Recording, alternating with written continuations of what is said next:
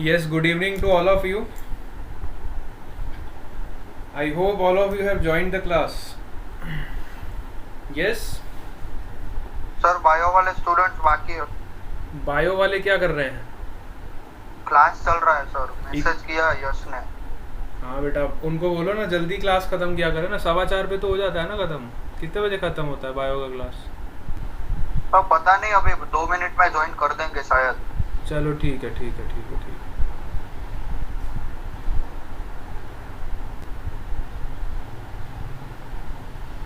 बाकी सब लोग आ गए? मैथ्स वाले सारे आ गए?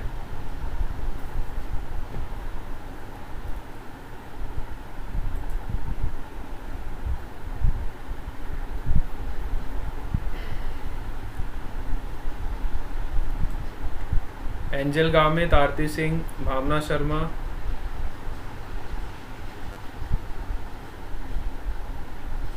चंदन प्रजापति, ध्रुव, पुष्प पटेल, लक्ष्य,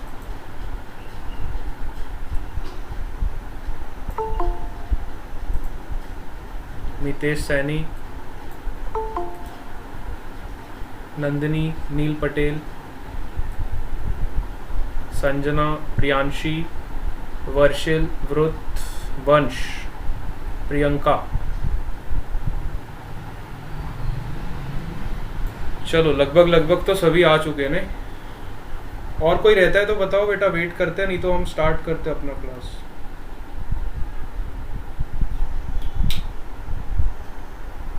यस, संजो भी आया है। संजो ने सबसे कम क्लास अटेंड किया बेटा, मॉर्निंग में बिल्कुल भी इसकी प्रेजेंट नहीं है संजो की। ओनली बायो वाले बचे हैं। बायो वाले कब तक आएंगे? अभी ज़्यादा लेट है क्या बायो वाले? है बेटा?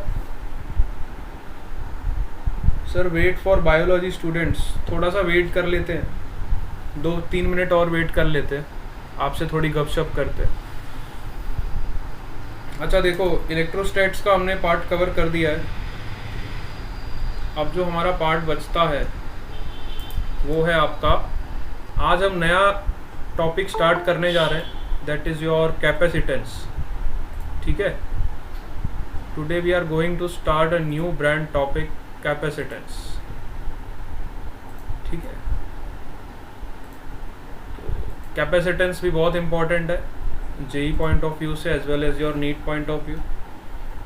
और कैपेसिटेंस पे 1 से 2 क्वेश्चन आने की संभावना रहती है हमेशा। टॉपिक इतना बड़ा नहीं है, कैपेसिटेंस टॉपिक इतना बड़ा नहीं है, लेकिन क्वेश्चन इस पे से 1 से 2 क्वेश्चन आने की पॉसिबिलिटी होती है मेंस। ठीक है, मतलब 4 नंबर से लेके 8 नंबर के बीच तक इसकी पूरी संभावना है कि इसमें से आए। अरे बेटा, स्क्रीन बीच में कोई और शेयर मत कर दिया करो।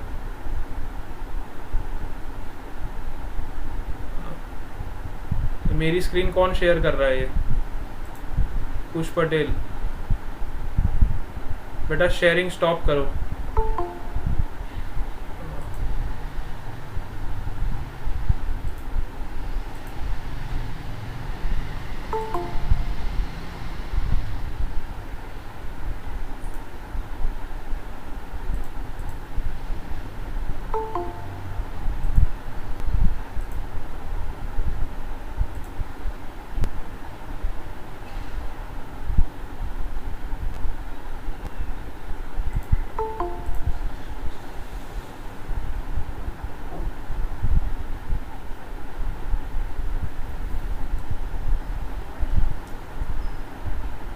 हेलो सर, यश मोराडिया। हाँ बेटा, आ गए आप लोग। आप लोगों का इंतज़ार कर रहे थे, स्वागत है आपका क्लास में। बायो वाले स्टूडेंट्स का बहुत बेसब्री से इंतज़ार कर रहे थे। All of you are most welcome.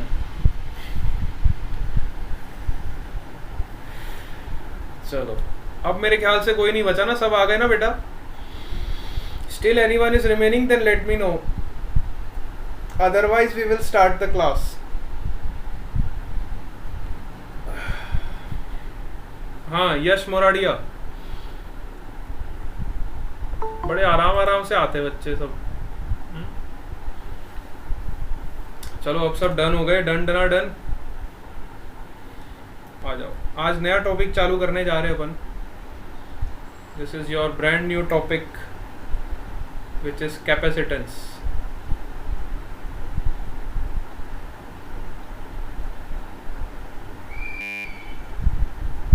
Pen क्यों दिक्कत कर रहा है अब? ब्रज देसाई देखाई तो छे। अरे बद्दा ने स्क्रीन दिखाई छे है बेटा?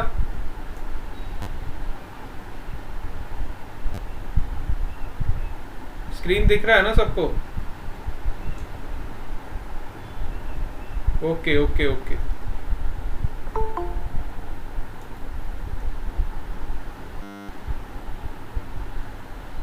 ओके बेटा, ठीक है ठीक है ठीक है। स्क्रीन दिख रहा है तो बहुत बढ़िया बात है। आज नया टॉपिक चालू कर रहे हैं तो सब लोग ज्वाइन करें ज़्यादा से ज़्यादा, ताकि आप लोगों का भला हो।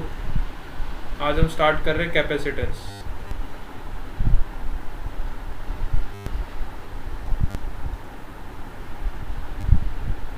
कैपेसिटेंस क्या होता है? देखो,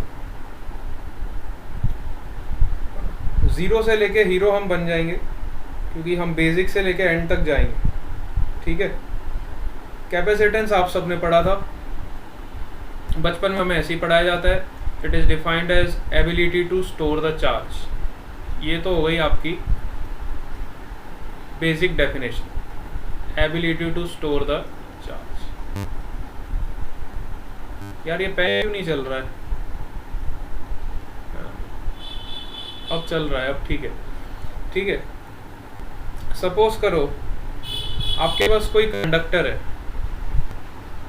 कंडक्टर के बारे में हम काफ़ी चर्चा कर चुके हैं, और इस कंडक्टर को हमने चार्ज देना शुरू किया। हमने इस पे कुछ चार्ज दिया। अब वो चार्ज इसके सरफेस पे डिस्ट्रीब्यूट होना शुरू हो जाएगा, क्योंकि ये कंडक्टर है। हमारा मन नहीं माना, हमने इसको चार्ज दिया और चार्ज दिया और चार्ज दिया और चार्ज दिया, देते गए, चार्ज देते गए, चार्ज पे चार्ज हम इसको देते गए। अब हुआ क्या, इस कंडक्टर की खुद की एक लिमिट होती है, इसकी एक कैपेसिटी होती है, इसकी एक एबिलिटी होती है चार्ज को स्टोर करने की। उससे ज़्यादा वो चार्ज को स्टोर नहीं कर सकते। उसी कैपेसिटी को हम बोलते हैं कैपेसिटेंस। अब हम तो कंडक्टर को चार्ज देते जा रहे हैं, देते जा रहे हैं, देते जा रहे हैं और देते जा रहे हैं, लेकिन कंडक्टर भी तो उतना लेना चाहिए। आप तो चार्ज देते जाओगे, लेकिन कंडक्टर की अपनी सीमा होती है ना। अब जैसे कि मैं आपको पढ़ाते जा रहा हूँ, पढ़ाते जा रहा हूँ, पढ़ाते जा रहा हूँ, तो स्टूडेंट की अपनी एक सीमा होती है। ऐसा थोड़ी उसको पूरे टाइम पढ़ाते रहो तो उसकी खोपड़ी में सब घुसता ही जाएगा, ऐसा तो नहीं होगा ना। पूरे टाइम उसको पढ़ाते जाओगे तो फ्रस्ट्रेट हो जाएगा। अभी सुबह से लेके शाम तक स्टूडेंट का क्लास ही लगाते जाओगे, पढ़ाते जाओगे, पढ़ाते जाओगे, पढ़ाते जाओगे, तो स्टूडेंट का बाल खड़ा हो जाएगा। ऐसे देखो, बेचारा पागल हो जाएगा कि मैं क्या करूं क्या ना करूं।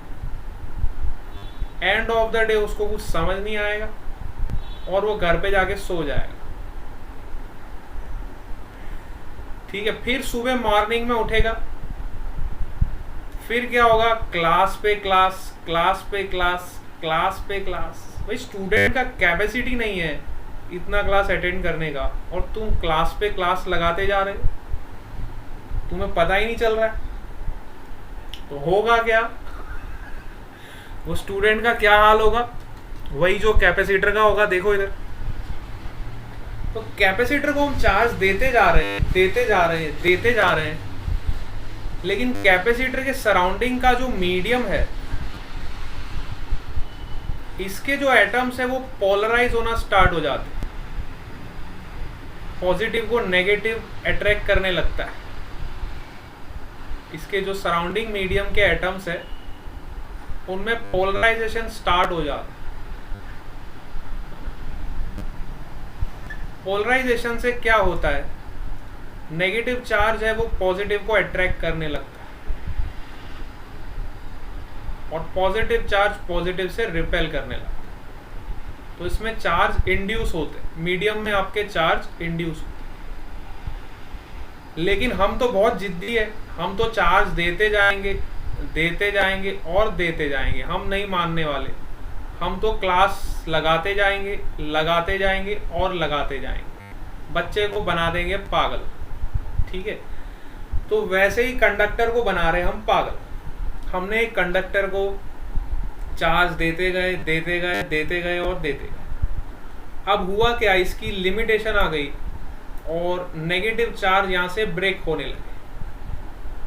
अब जैसे ही नेगेटिव चार्ज यहाँ से ब्रेक होने लगेंगे तो ये पॉजिटिव को ख़त्म कर देंगे। नेगेटिव पॉजिटिव मिलके क्या हो जाएगा, न्यूट्रल। नेगेटिव पॉजिटिव मिलके क्या हो जाएगा, न्यूट्रल। नेगेटिव और पॉजिटिव मिलके क्या हो जाएगा, न्यूट्रल। कहने का मतलब है एक लिमिट के बाद आप इस कंडक्टर पे ज़्यादा चार्ज को स्टोर नहीं कर सकते, क्योंकि उसका जो सराउंडिंग मीडियम होता है वो पोलराइज हो जाता है, और उसकी जब लिमिट क्रॉस होती है तो वो उसके जो नेगेटिव चार्ज है वो कंडक्टर के पॉजिटिव चार्ज को डिस्ट्रॉय करना स्टार्ट कर देते हैं। इसी को हम बोलते हैं मीडियम की डाइलेक्ट्रिक स्ट्रेंथ। आपने एक टर्म पढ़ा होगा इलेक्ट्रोस्टैटिक्स में, that is dielectric strength. Dielectric strength का मतलब यही होता है कि जब मीडियम की डाइलेक्ट्रिक स्ट्रेंथ मतलब उसकी चरम सीमा पे आप पहुंच जाते हो, तो मीडियम के जो एटम्स होते हैं वो पोलराइज हो जाते हैं और उसके नेगेटिव और पॉजिटिव सेपरेट होने लगते। ठीक है, इसी को आप बोलते हो डाइलेक्ट्रिक स्ट्रेंथ। इसका मैंने आपको एग्जांपल इलेक्ट्रिसिटी में दिया था। इलेक्ट्रिसिटी में एक्चुअली जो एयर होती है ना, आपकी जो एयर होती है, air is your bad conductor of electricity. Air क्या है, आपका बैड कंडक्टर है।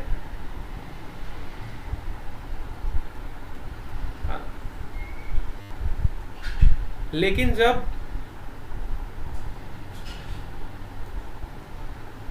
उसकी डाइलेक्ट्रिक स्ट्रेंथ ब्रेक हो जाती है, एयर की भी अपनी एक डाइलेक्ट्रिक स्ट्रेंथ होती है। ठीक है, जब आप उसकी डाइलेक्ट्रिक स्ट्रेंथ को क्रॉस कर जाते हो तो एयर आपका कंडक्टर बन जाता है। एयर क्या बन जाता है, कंडक्टर बन जाता है। असली में वो कंडक्टर है नहीं, लेकिन जब उसकी सीमा पार हो जाएगी, जब आप उसका पारा हाई कर दोगे, तब वो बन जाता है कंडक्टर। तो वैसे ही बच्चों के साथ भी होता है। जब बच्चों की क्लास लगाते जाते हो, तो बच्चों के साथ दो एक्सट्रीम केस पॉसिबल होता है। एक तो बच्चा वो होता है जो टॉपर बन जाता है, और एक बच्चा वो होता है जो भी टॉपर बन जाता है, वो भी टॉपर बन जाता है। एक ऊपर से टॉपर बनता है, एक नीचे से टॉपर बनता है, बनते दोनों ही टॉपर। ठीक है, मैं मजाक कर रहा था बेटा, जोक की तरह लेना इसको, ऐसा कुछ नहीं है।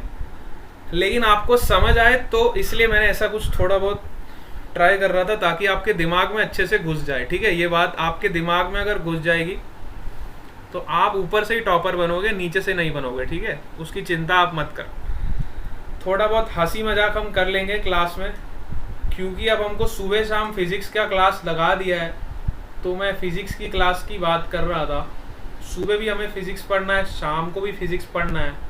इतना फिजिक्स अगर बच्चे को पढ़ाया जाएगा तो बच्चे का इलेक्ट्रिसिटी, मैग्नेटिज्म सब जनरेट होने लगेगा, कान में से धुआं निकलने लगेगा। ठीक है, इलेक्ट्रिसिटी, मैग्नेटिज्म, ठीक है, मैकेनिक्स, सबका धुआं निकलने लगेगा। ठीक है, तो थोड़ा बहुत हंसी मजाक अगर हम कर लेंगे तो हमारा सब्जेक्ट भी कवर हो जाएगा और आप लोग को बोरियत भी फील नहीं होगी। ठीक है, तो ये बात मेरे ख्याल से सबको समझ आ गई होगी, है ना। तो हम किसी भी कंडक्टर को एक लिमिट तक ही हम चार्ज दे सकते हैं, और उसकी कैपेसिटी को ही हम बोलते हैं कैपेसिटेंस। उसकी जो कैपेसिटी होती है उसी को हम क्या बोलते हैं, कैपेसिटेंस।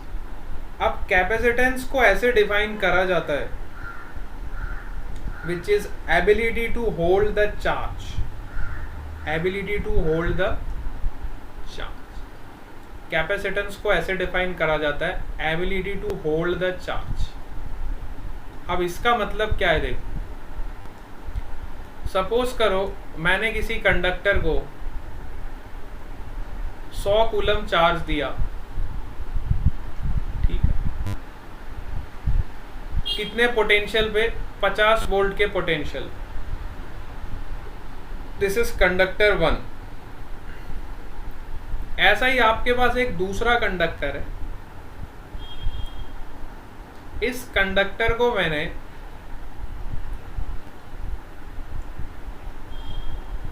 100 कूलम चार्ज दिया, सॉरी 200 कूलम चार्ज दिया, 200 कूलम चार्ज दिया 50 वोल्ट। अब आप देखो किसकी कैपेसिटी ज्यादा है।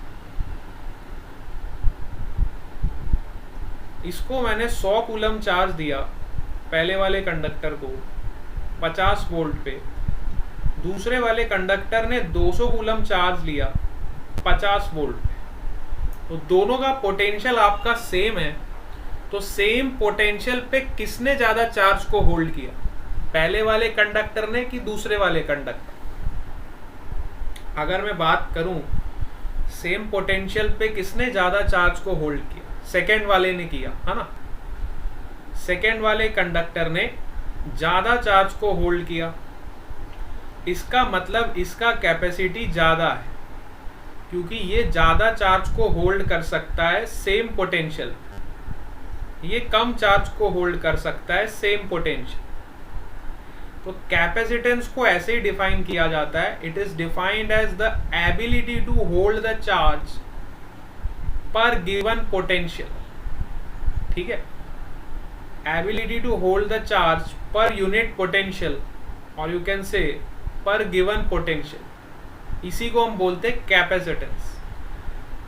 अभी कैपेसिटेंस के साथ सबसे मजेदार बात यह है कि कैपेसिटेंस को हम डिफाइन तो ऐसे करते हैं Q upon V, ability to hold the charge, but capacitance ना तो चार्ज पे डिपेंड करता है ना तो पोटेंशियल पे डिपेंड करता है। कितनी मजेदार बात, कैपेसिटेंस ना तो चार्ज पे डिपेंड करता है ना तो पोटेंशियल पे डिपेंड करता है।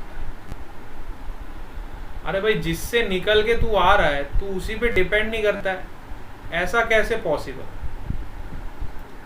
ऐसा कैसे पॉसिबल है कि जिस रिलेशन से हम तुझे निकाल रहे हैं और तू उसी पे डिपेंड नहीं करता है?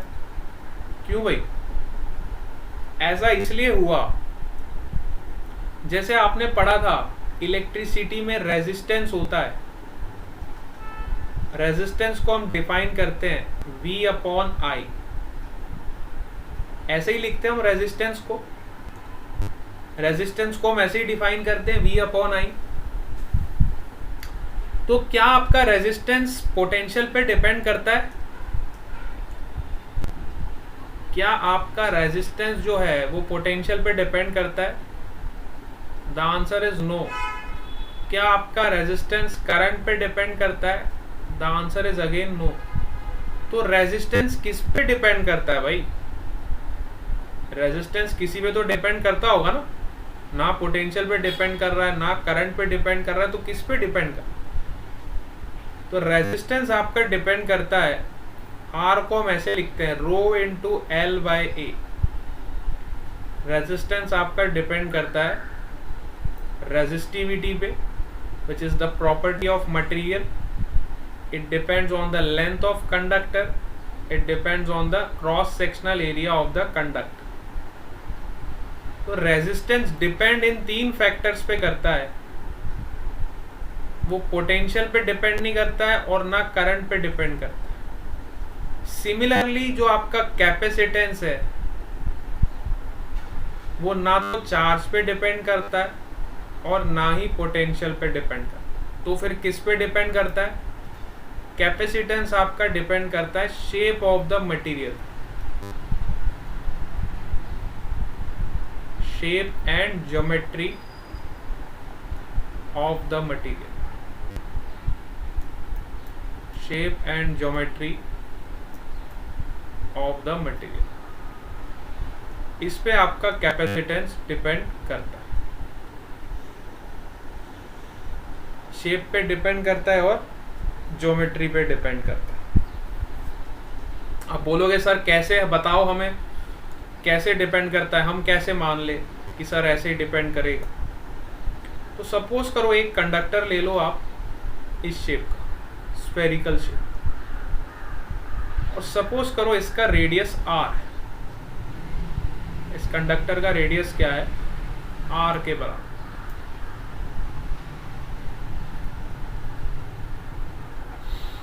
इस कंडक्टर का रेडियस है r के बराबर,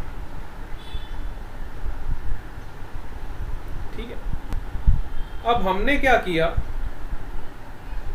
इंफिनिटी से एक चार्ज को उठा के ला रहे हैं और इस कंडक्टर को देते जा रहे हैं, इंफिनिटी से चार्ज को उठा के ला रहे हैं और इस कंडक्टर को देते जा रहे हैं। तो कंडक्टर को जब हमने चार्ज दे दिया Q, तो इस कंडक्टर का पोटेंशियल कितना हो जाएगा, स्फेरिकल कंडक्टर है तो स्फेरिकल कंडक्टर का पोटेंशियल कितना होगा बताओ। यस हाँ, हमने क्या किया, इंफिनिटी से उठा के ला रहे हैं और इंफिनिटी से जब हम किसी चार्ज को उठा के लाते हैं, Pallav Jagani material, Yash Moradia temperature, Lalit Prajapat medium, okay चलो ठीक है, आंसर आप लोगों ने दे दिए, कोई दिक्कत नहीं। हमने क्या किया, इंफिनिटी से किसी चार्ज को उठा के ला रहे और ला के हमने इस कंडक्टर को दे दिया, और कंडक्टर की जितनी कैपेसिटी होगी उतना चार्ज वो होल्ड कर सकता है, उसी को हम बोलते हैं कैपेसिटेंस। तो जब हमने इसको Q चार्ज दिया तो इसका पोटेंशियल कितना हो जाएगा, पोटेंशियल कितना हो जाएगा, KQ/R, इतना ही पोटेंशियल होगा इस पे। इस कंडक्टर का पोटेंशियल कितना होगा, KQ/R होगा, सब लोग मानते हो इस बात को,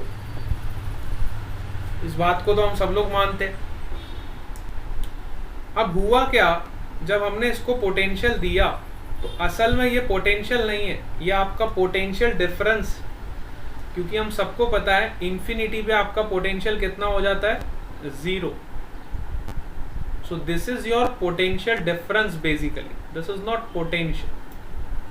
I can write it like this, V minus V infinity, ठीक है, ताकि आपको पता चले। कई बच्चों को तो यही नहीं पता चलता कि ये पोटेंशियल नहीं होता, ये पोटेंशियल डिफरेंस होता। तो पोटेंशियल डिफरेंस कितना क्रिएट हुआ, KQ/R के बराबर, ठीक है। जब हम इंफिनिटी से किसी चार्ज को ला रहे हैं और हमने इस कंडक्टर को दे दिया, तो अब इसका कैपेसिटेंस को डिफाइन करते देखो। Capacitance is defined as charge upon your potential difference।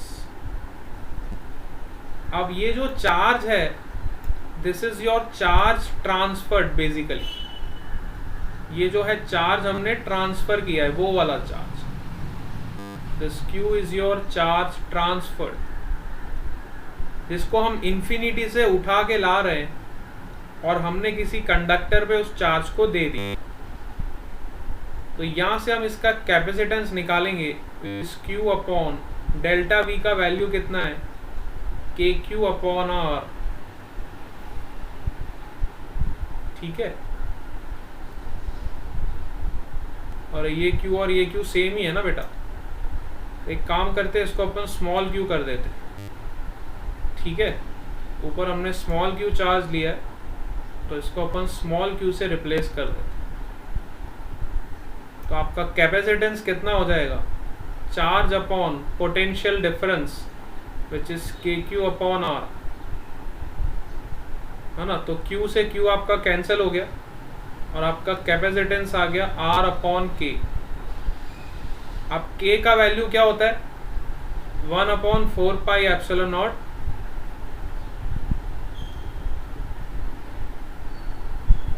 तो जैसे ही आप ये वैल्यू सब्स्टिट्यूट करोगे तो आपका कैपेसिटेंस आ जाएगा 4πε0 × R।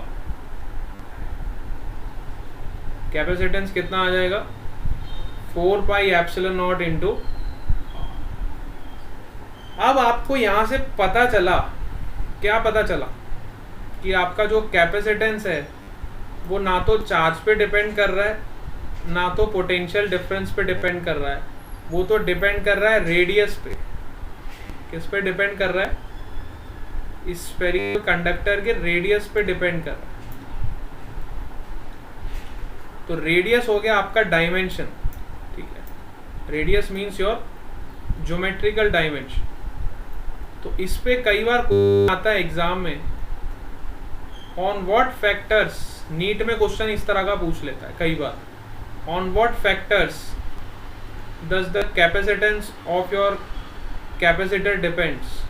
ऑप्शन में दे देगा आपको charge, potential difference, geometrical dimensions, none of this. इस तरह का ऑब्जेक्टिव क्वेश्चन फ्रेम हो जाता है इसमें। तो आपका आंसर क्या होना चाहिए? It depends on geometrical dimensions, ठीक है। Geometrical dimension, shape and size पे वो डिपेंड करता है। यहां तक सबको समझ आया? चलो, वेरी गुड। अगर यहां तक हम बात को समझ पा रहे हैं तो चलो कैपेसिटेंस की और बातें करते हैं। सपोज करो मैंने क्या किया,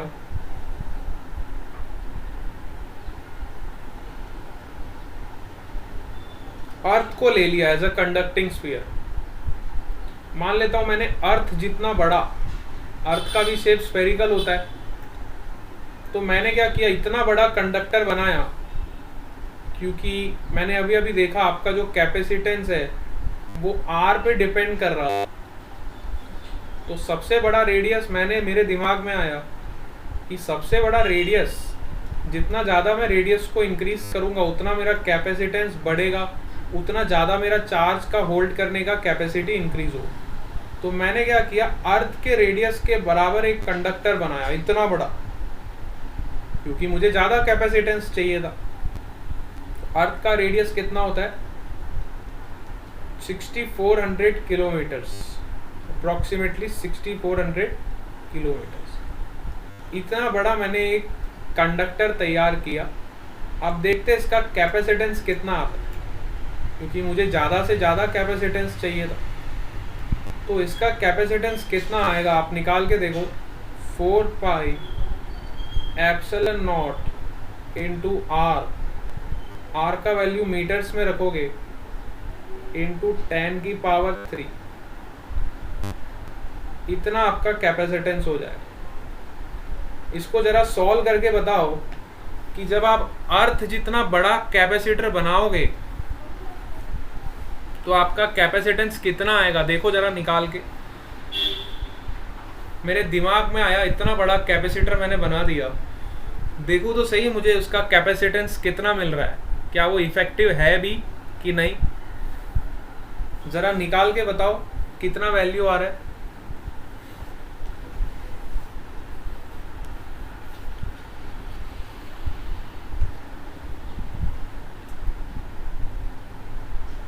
$711 माइक्रोफैरेड। मितेश सैनी ने बिल्कुल सही निकाला है। It is approximately 711 microfarad. Micro का मतलब होता है 10 की पावर -6, विच मीन्स 711 इंटू 10 की पावर -6 फैरेड।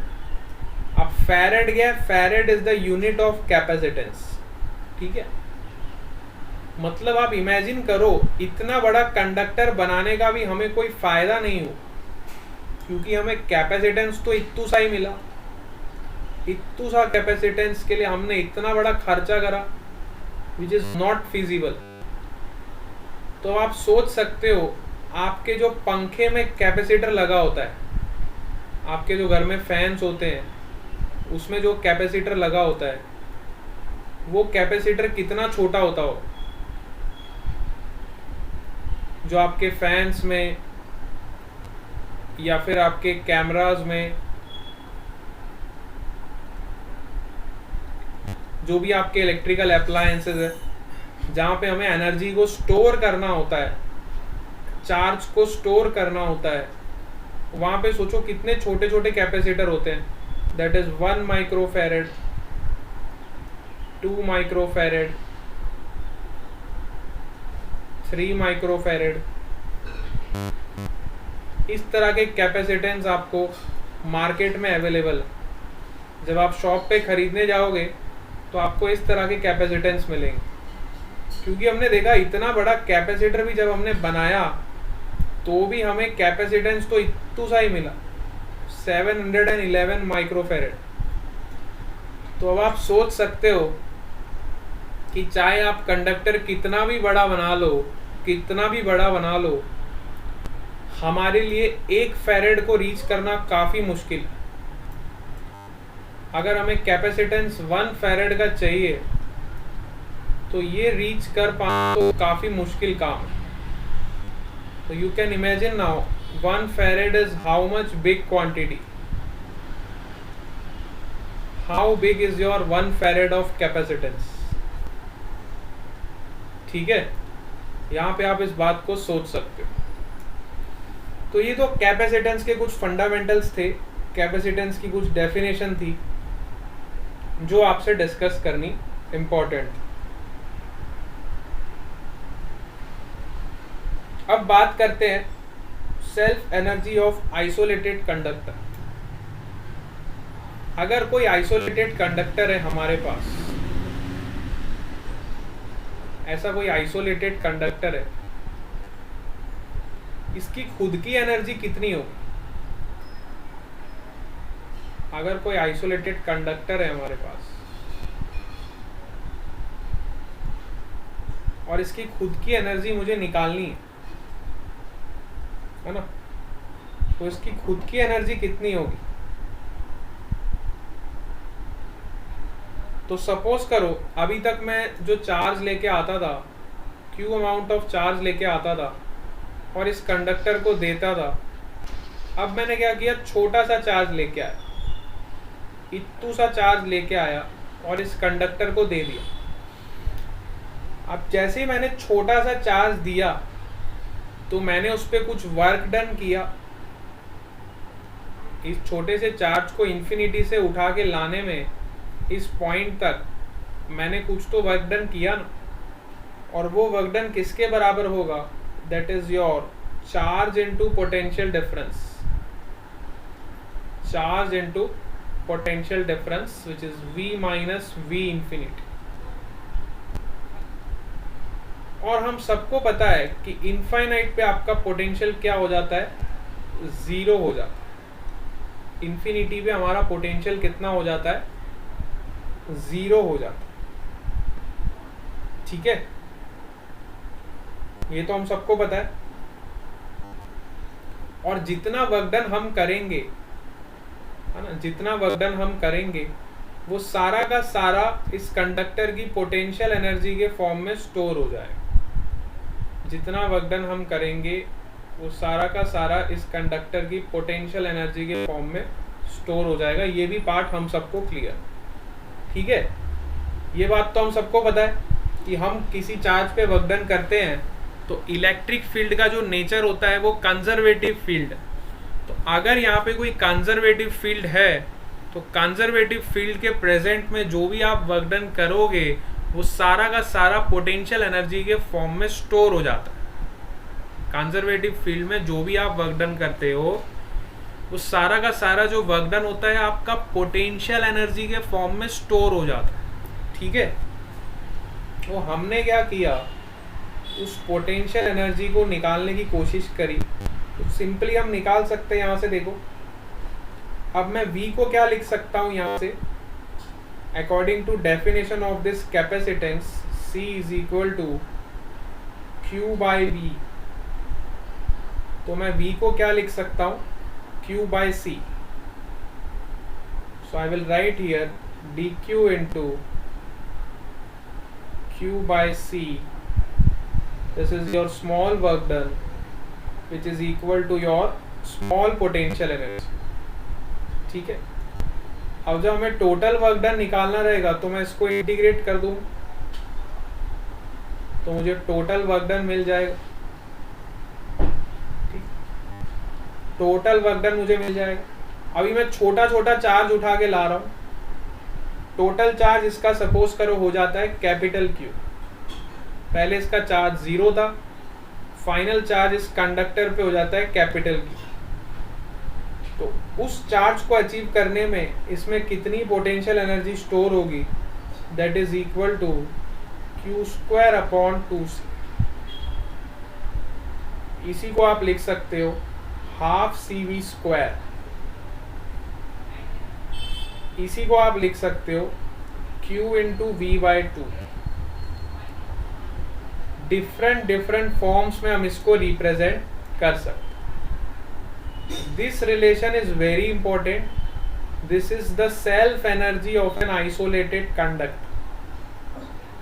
इसी को हम बोलते हैं सेल्फ एनर्जी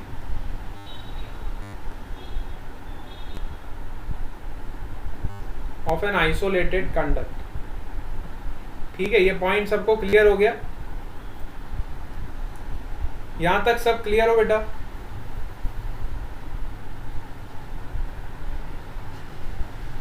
चलो बहुत बढ़िया।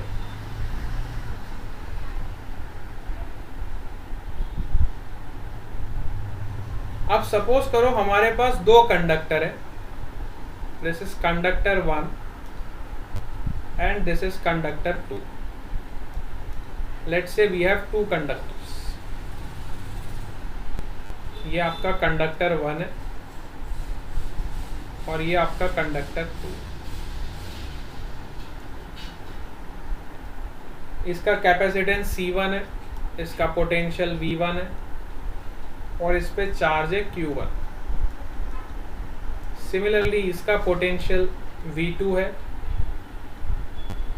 इसका चार्ज Q2। इनिशियली इन दोनों का स्टेट ऐसा। अब हमने क्या किया, इन दोनों कंडक्टर्स को एक मेटेलिक वायर से कनेक्ट कर दिया। जैसा कि मैंने आपको कल भी बताया था, जब भी हम दो कंडक्टर्स को किसी मेटेलिक वायर से कनेक्ट करते हैं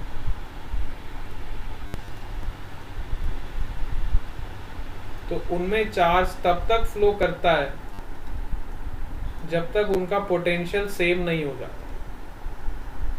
जब भी हम किसी दो कंडक्टर्स को मेटेलिक वायर से कनेक्ट करते हैं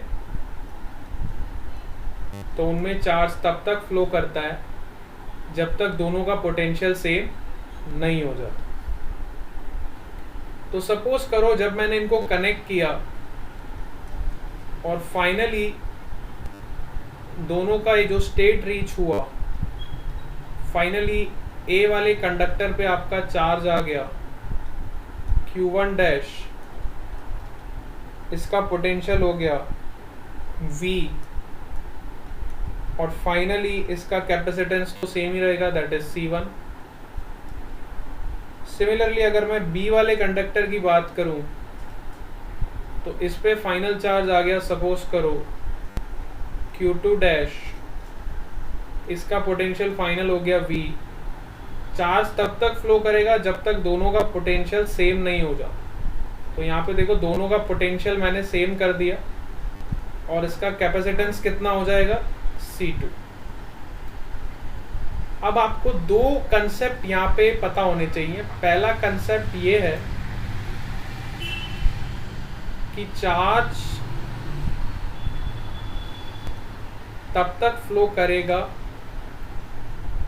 जब तक आपका पोटेंशियल सेम नहीं हो जाए। और दूसरा पॉइंट ये है, जितना इस पे इनिशियल चार्ज होगा उतना ही उस पे फाइनल चार्ज होगा, क्योंकि charge can neither be created nor be destroyed, it can simply transferred from one body to another body. ठीक है, charge can't be created nor be destroyed, it can simply transferred from one body to another body. अगर हम ये बात समझते हैं तो हम वही कंसेप्ट यहाँ पे लगाएंगे। तो हमें इनिशियल चार्ज भी पता है बॉडीज का और फाइनल चार्ज भी पता है, हमें इनिशियल पोटेंशियल्स भी पता है, हमें फाइनल पोटेंशियल भी पता है। तो चलो अप्लाई कर देते हैं। पहले चार्ज कंजर्वेशन लगाते हैं। First we will apply charge conservation. Charge conservation says that total initial charge कितना था दोनों कंडक्टर्स पे, Q1 plus Q2 which will be equal to total final charge which is Q1 dash plus Q2 dash. Initial charge is equal to final charge. ठीक है। अभी Q1 को मैं क्या लिख सकता हूँ? Q1 को मैं लिख सकता हूँ from the definition of capacitance C1V1 plus Q2 को क्या लिख सकता हूँ C2V2, Q1 डैश को लिख सकता हूँ C1 इंटू V क्योंकि फाइनल पोटेंशियल इसका हो गया V, और Q2 डैश को लिख सकता हूँ C2 इंटू V। यहाँ से आपको एक शानदार रिजल्ट मिलेगा which is very important, C1V1 plus C2V2 upon C1 plus C2। JEE Mains में डायरेक्टली ये पूछा गया था, if two conductors are connected by a metallic wire then what is the final potential achieve by the system. तो final potential का answer आपका ये हो जाएगा। जेई मेंस में पूछा गया सवाल आपके सामने। जो जेई मेंस में आ चुके होते हैं, नीट में आने की पॉसिबिलिटी उनकी ज़्यादा रहती है। नीट वाला यहीं से कुछ सवाल उठा लेता है और डायरेक्टली ऑब्जेक्टिव उसके फॉर्म कर देता है। ठीक है। तो जो कॉमन पोटेंशियल अचीव होगा वो इतना अचीव होगा अगर हम दो कंडक्टर्स को किसी मेटालिक वायर से कनेक्ट करेंगे। ठीक है, यहाँ तक सबको समझ आया?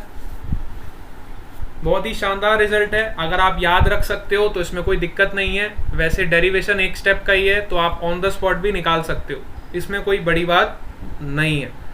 ठीक है, only you have to remember the concept. One is the charge conservation, another is your potential.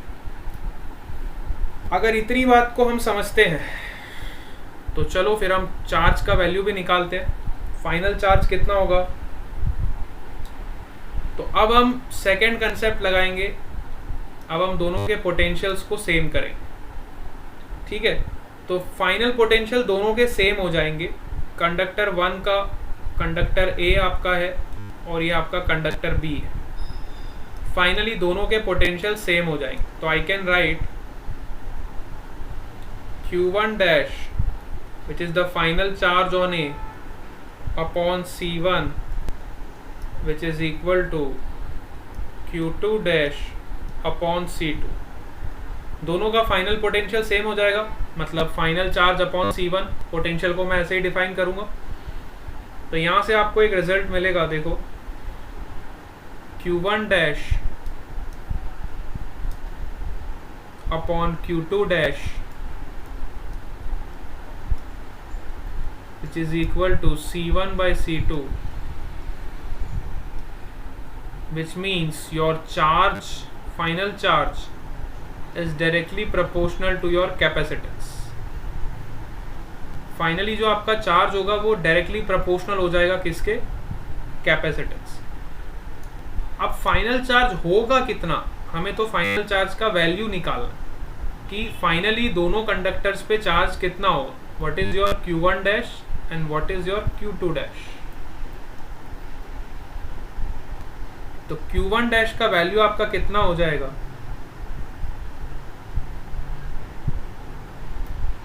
Q1 dash का वैल्यू आपका कितना हो जाएगा?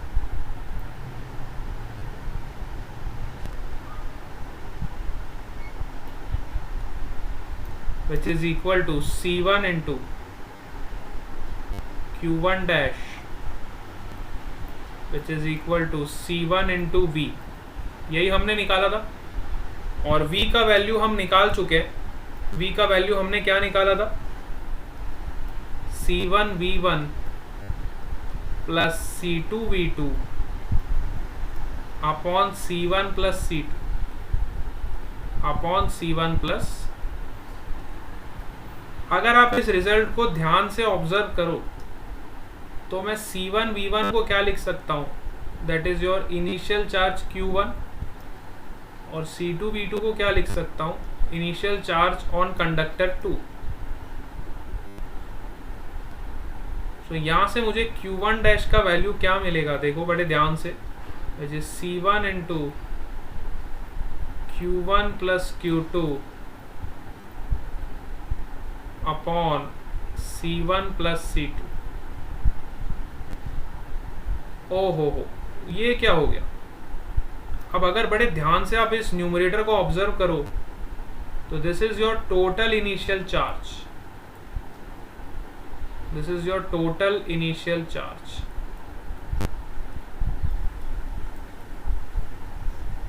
This is your total initial charge. तो हमें फाइनल चार्ज क्या मिला? Final charge Q1 dash is equal to C1 upon C1 plus C2 into total initial charge.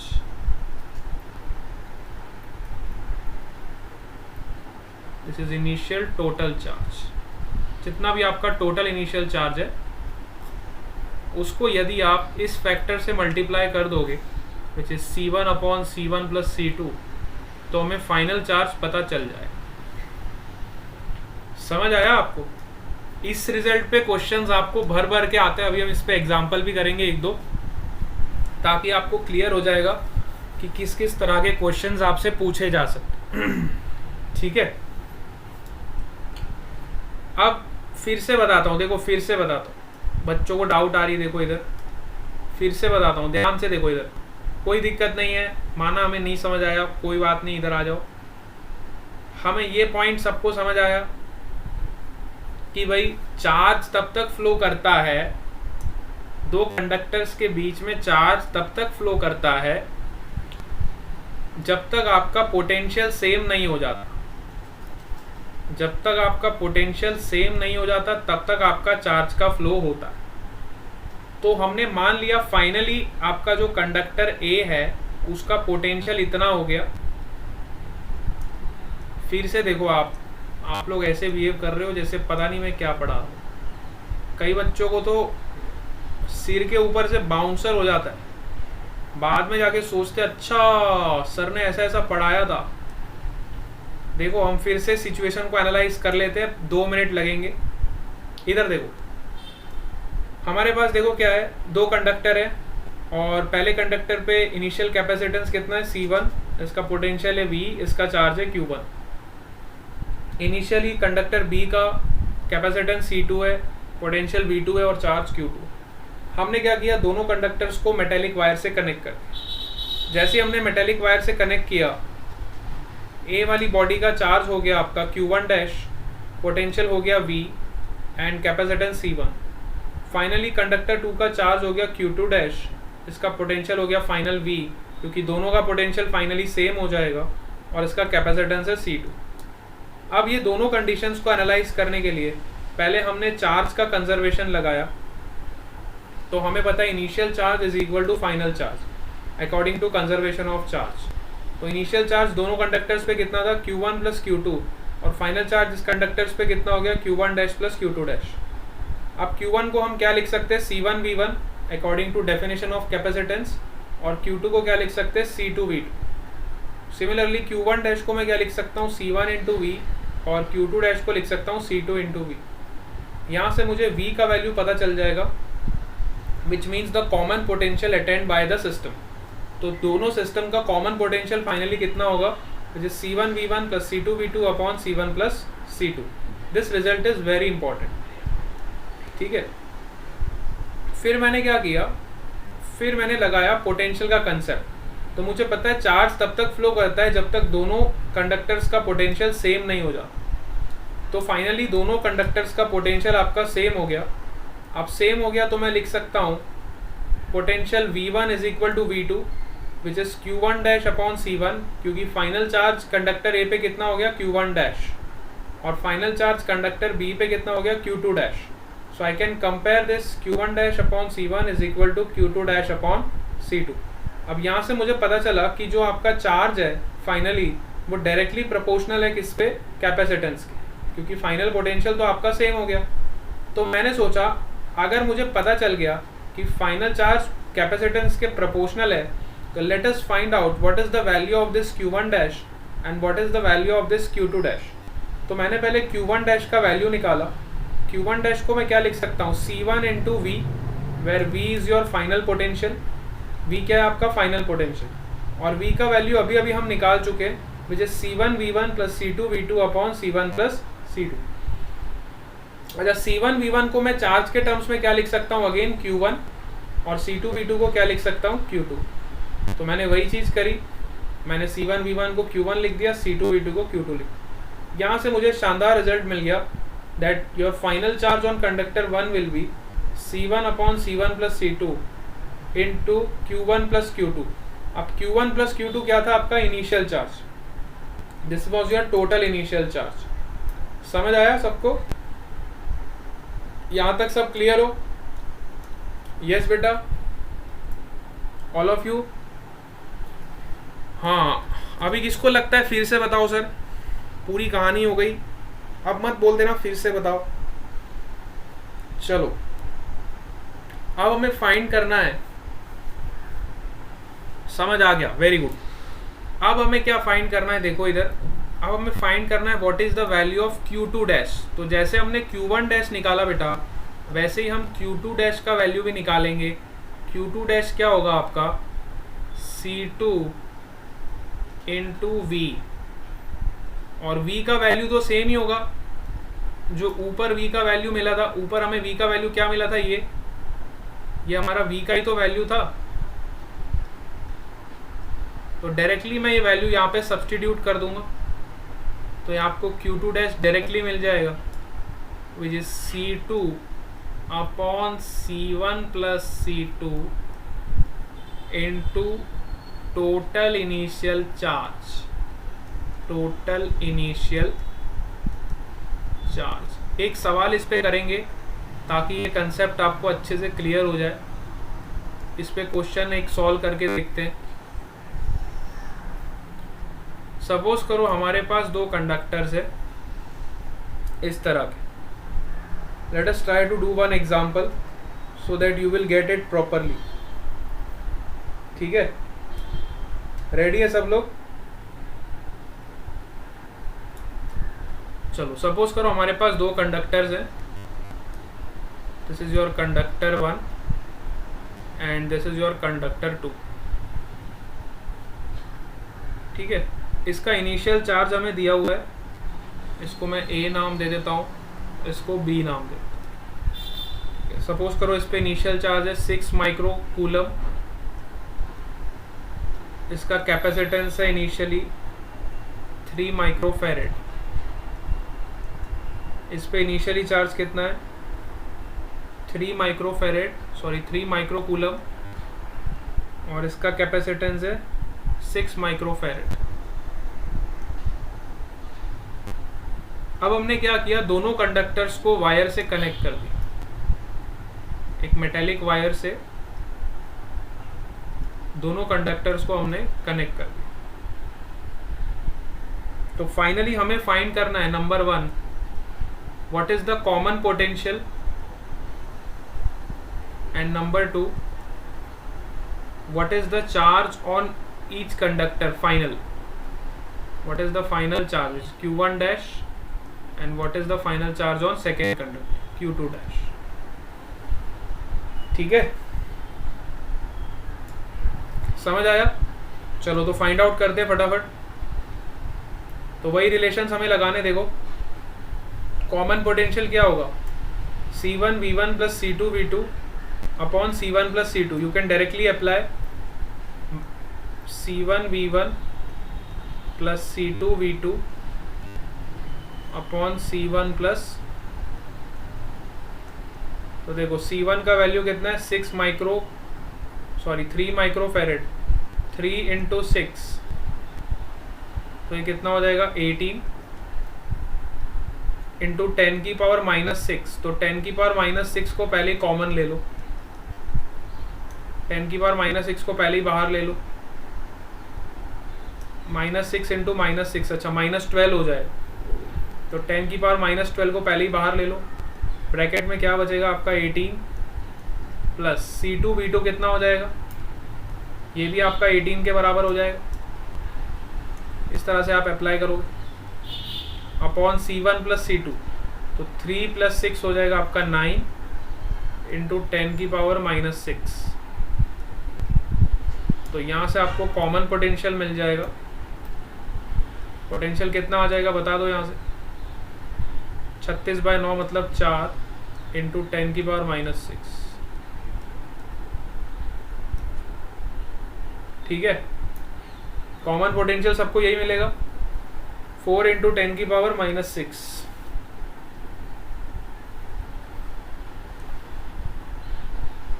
ठीक है बेटा, -12 आ रहा है क्या, चेक कर लो एक बार।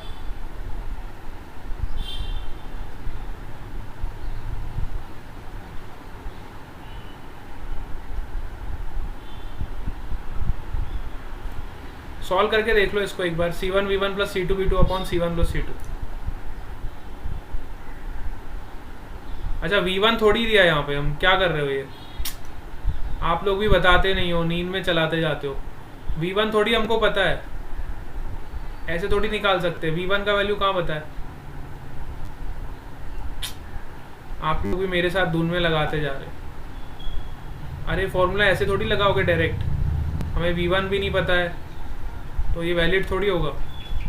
कम से कम बता दो देते, सर के साथ ही बस नींद में चलते जा रहे हो हैं, किसी ने बोला भी नहीं। सब लोग वेट कर रहे थे क्या कब मैं अपनी गलती फाइंड करूं, अरे बता देते कम से कम। चलो देखो इधर, हाँ इधर आ जाओ, फिर से करते। C1 V1 plus C2 V2 हम यहाँ पे नहीं लगा सकते, क्यों, क्योंकि हमें V1 का वैल्यू ही नहीं पता है ना।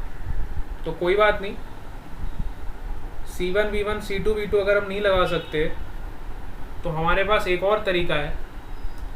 देखो कॉमन पोटेंशियल क्या होता है, बच्चे यहाँ पे आगे फंस जाते हैं,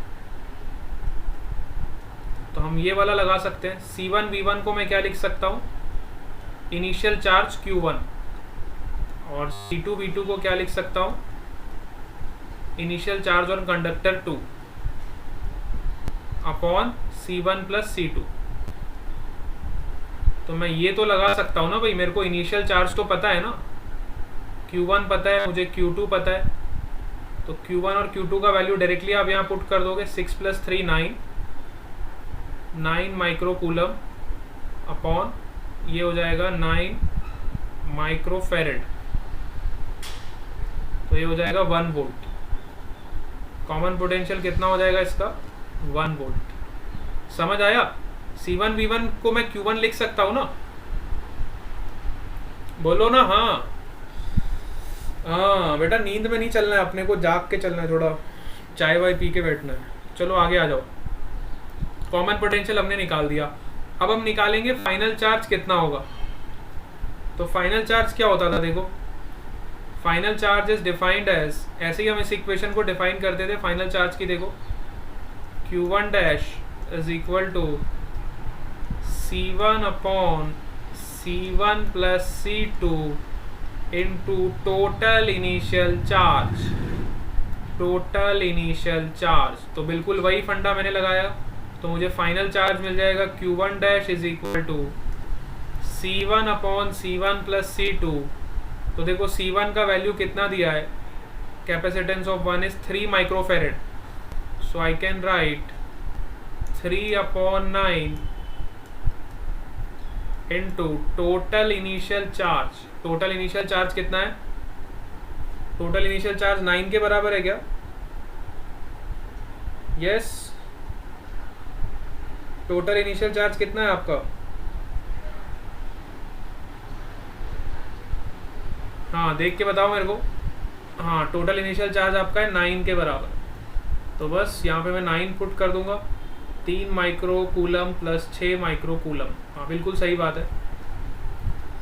तो ये हो जाएगा 9। तो फाइनल चार्ज आपका कितना हो जाएगा,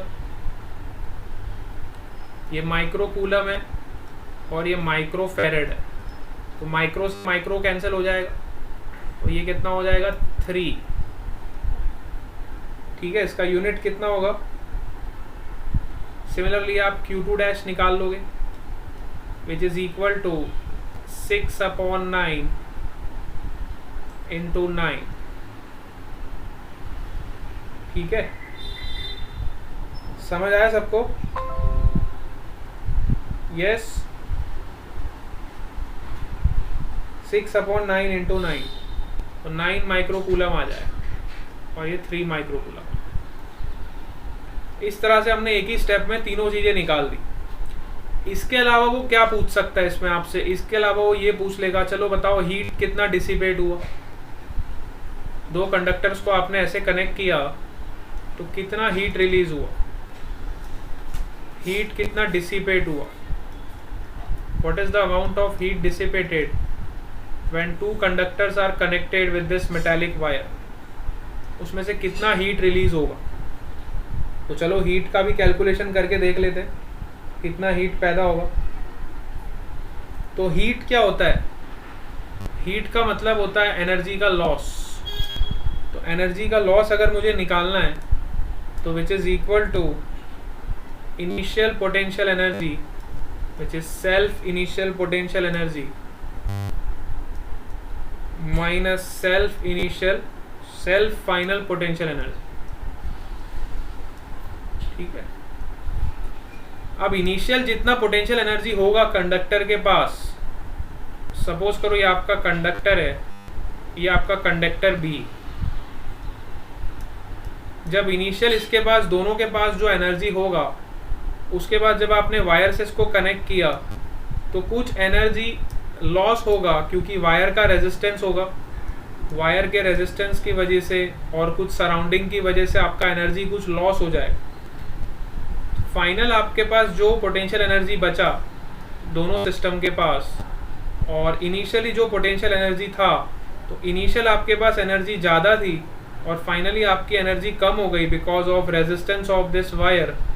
तो इनिशियल में से फाइनल को जब मैं सब्ट्रैक्ट करूँगा तो मुझे हीट एनर्जी मिल जाएगी, कितना एनर्जी इस रेजिस्टेंस में लॉस हो गया। समझ आया? जहाँ पे भी हीट एनर्जी आएगी वहाँ पे आपका रेजिस्टेंस तो होगा ही होगा। आज मॉर्निंग क्लास में भी हमने यही बातें करी थी, वहाँ पे हमने इंडक्टर को यूज़ किया था। ठीक है, मॉर्निंग क्लास में जो हम पढ़ रहे थे आज, वहाँ पे हमने इंडक्टर और रेजिस्टेंस का कॉम्बिनेशन देखा था। यहाँ पे हम कैपेसिटर की बात कर रहे हैं। तो कैपेसिटर और इंडक्टर का दोनों का बेसिक फंक्शन सेम ही होता है। कैपेसिटर भी आपकी एनर्जी को स्टोर करता है but in the form of electric field, और इंडक्टर भी आपकी एनर्जी को स्टोर करता है but in the form of magnetic field. Both the devices are for storage of energy only. दोनों डिवाइसेस आपके एनर्जी को ही स्टोर करते हैं, एक इलेक्ट्रिक फील्ड के फॉर्म में स्टोर करता है तो दूसरा मैग्नेटिक फील्ड के फॉर्म में स्टोर करता है। ठीक है बेटा, तो ये पॉइंट हमें क्लियर होना चाहिए। अब आपको चीज़ें काफ़ी इजी लगने लगेगी। अब सेल्फ एनर्जी तो हम निकाल सकते हैं। देखो सेल्फ एनर्जी कितना होगा, इनिशियल सेल्फ एनर्जी पहले कंडक्टर ए का निकालते हैं तो वो हो जाएगा half C1 V1 square plus initial energy of conductor 2 half C2 V2 square. अभी अभी हमने देखा हाफ CV स्क्वायर होता है। फाइनल एनर्जी कितना हो जाएगा, क्योंकि फाइनल दोनों कंडक्टर्स का पोटेंशियल आपका सेम हो जाएगा, तो you can write half capacitance दोनों का ऐड हो जाएगा क्योंकि दोनों को हमने कनेक्ट कर दिया है, which is C1 plus C2। तो मैं ऐसे लिख सकता हूँ ना इसको, देखो हाफ C1, आप ऐसे लिखो स्टेप बाय स्टेप लिखो, half C1 V square plus half C2 V square. ठीक है, ये मेरा हो जाएगा फाइनल पोटेंशियल एनर्जी। तो इनिशियल में से जब मैं फाइनल को सब्ट्रैक्ट करूंगा तो मुझे लॉस पता चल जाएगा कितना एनर्जी आपका हीट के फॉर्म में लॉस हुआ। और अभी अभी हमने V का वैल्यू निकाला था ऊपर। V का वैल्यू आपका क्या होता था, C1V1 plus C2V2 upon C1 plus C2। Common potential का वैल्यू कितना होता था, C1V1 plus C2V2 upon C1 plus C2।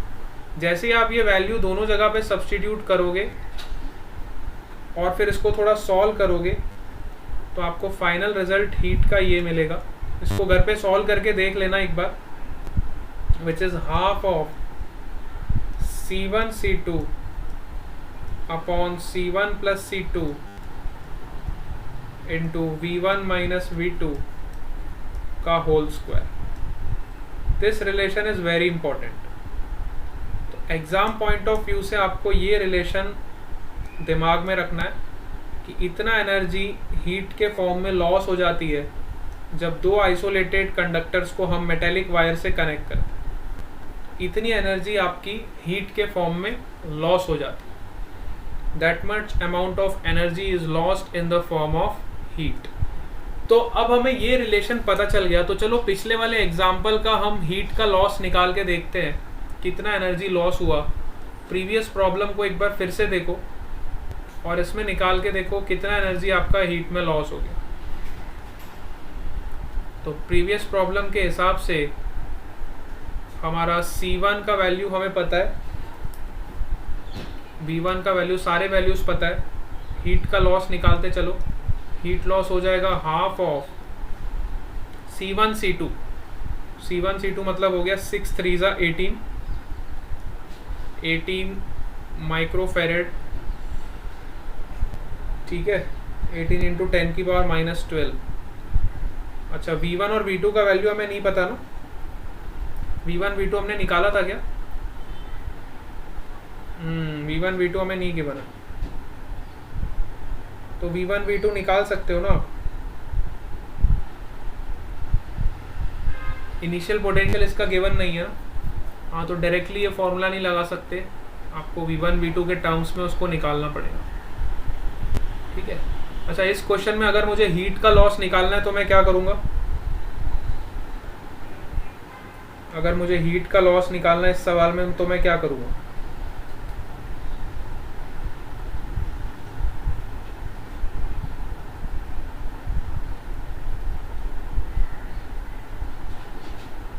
V1 और V2 का वैल्यू सबसे पहले निकालूंगा। सबसे पहले मुझे V1 का वैल्यू निकालना पड़ेगा और सबसे पहले मुझे V2 का वैल्यू निकालना पड़ेगा। मुझे V का वैल्यू तो पता चल गया था 1 वोल्ट।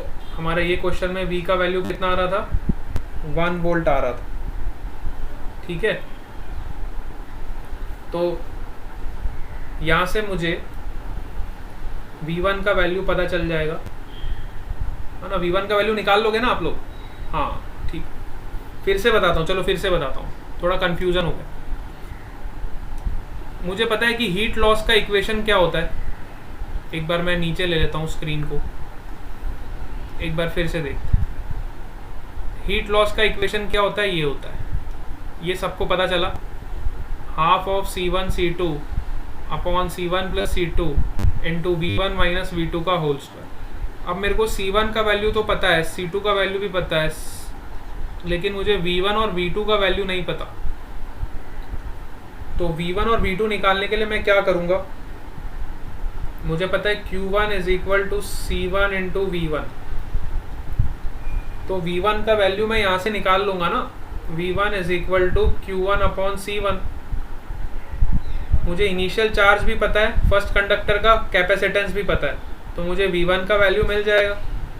सिमिलरली मुझे V2 का वैल्यू भी मिल जाएगा, which is Q2 upon C2, ठीक है। तो जैसे ही मैं V1 और V2 का वैल्यू यहाँ पे पुट करूँगा और C1 और C2 का वैल्यू तो मुझे पता ही है, तो मुझे हीट का लॉस पता चल जाए। ये बात मैं आपको बताने की कोशिश कर, समझ आ रही है? तो हीट का लॉस मुझे यहाँ से पता चल जाएगा। तो वो तीन ही चीज़ें पूछता है। देखो, इसको थोड़ा सम अप करते हैं। आज की क्लास में हमने क्या पढ़ा, एक बार क्विक रिव्यू लेते हैं उसका। कल हम इसके आगे कंटिन्यू करेंगे। आज हमने जो डिस्कस किया, सबसे पहले हमने ये देखा कि कैपेसिटेंस क्या होता है। Capacitance is defined as ability to hold charge which is charge per unit volt. Capacitance का यूनिट होता है फैरेड। और सबसे मजे की बात तो ये होती है कि कैपेसिटेंस ना तो चार्ज पे डिपेंड करता है ना तो पोटेंशियल पे। It depends on shape and size of conductor और you can say geometrical dimensions. ठीक है, ज्योमेट्रिकल डायमेंशंस पे डिपेंड। इसके अलावा कैपेसिटेंस एक सीमा तक ही हम किसी कंडक्टर को चार्ज दे सकते हैं, उसके बाद उसके मीडियम पोलराइज होने स्टार्ट हो जाते हैं और उसके चार्ज को डिस्ट्रॉय करने लगते हैं। तो we can charge a body up to a certain limit, beyond that we can not charge. इसके बाद हमने देखा कि हम कितना भी बड़ा कंडक्टर ले ले, अर्थ के जितना बड़ा भी कंडक्टर ले ले, तो भी हमें कैपेसिटेंस कितना मिल रहा था, approximately 711 microfarad, which is very very less. So हमने ये भी अरेंज करके देख लिया कि हम रेडियस को कितना भी बढ़ा ले, लेकिन कैपेसिटेंस में इतना कोई फर्क नहीं आ रहा था। Capacitance of conductor is defined as 4πε0r for spherical conductor. तो स्फेरिकल कंडक्टर के लिए आप चाहे रेडियस कितना भी बढ़ा लो, लेकिन कैपेसिटेंस एक सीमा तक ही इंक्रीज होगा। इतना कम इंक्रीज हो रहा है तो इसका हमें कोई फायदा नहीं हुआ। हमारी एनर्जी जो है वो हम उसको बचा नहीं पा रहे, उतने इफेक्टिव तरीके से यूज नहीं कर पा रहे उस एनर्जी को। उसके बाद हमने देखा कि जब हम दो कंडक्टर्स को कनेक्ट करते हैं किसी वायर से, तो वायर से जब दो कंडक्टर्स को कनेक्ट किया जाता है तो उसमें फाइनल चार्ज कितना हो जाता है। Final charge is C1 upon C1 plus C2 into total initial charge. Final charge on second conductor which is equal to C2 upon C1 plus C2 into total initial charge. What is the common potential achieved, which is C1 V1 plus C2 V2 upon C1 plus C2. And what is your heat dissipated? Heat dissipation कितना हो रहा था, which is half of heat dissipation कितना हो गया था, half of C1 C2 upon C1 plus C2 into V1 minus V2 का whole square. तो ये सारे की पॉइंट्स आपके दिमाग में होने चाहिए, इस पे क्वेश्चंस आराम से पूछे जा सकते। ठीक है, हाँ, तो पल्लव जगानी ने आंसर भी निकाल लिया, 6.25 जूल्स हीट डिसिपेशन होगा। वेरी गुड, मेरे ख्याल से सबको समझ आ गया होगा। हाँ बेटा, यहाँ तक किसी कोई डाउट है तो बताओ। बहुत अच्छे से समझ आया। क्या हम ज़्यादा स्पीड में चल रहे थे क्या? ज़्यादा स्पीड में तो नहीं हो गए थे हम? कहीं भी लगे आपको ऐसा कि हम ज़्यादा स्पीड में जा रहे हैं तो मेरे को बता दिया करो, हम थोड़ा स्लो हो जाएंगे। ठीक है, चलो आज हम क्लास को यहीं पे एंड करते हैं बेटा, कल हम इसके आगे पढ़ेंगे।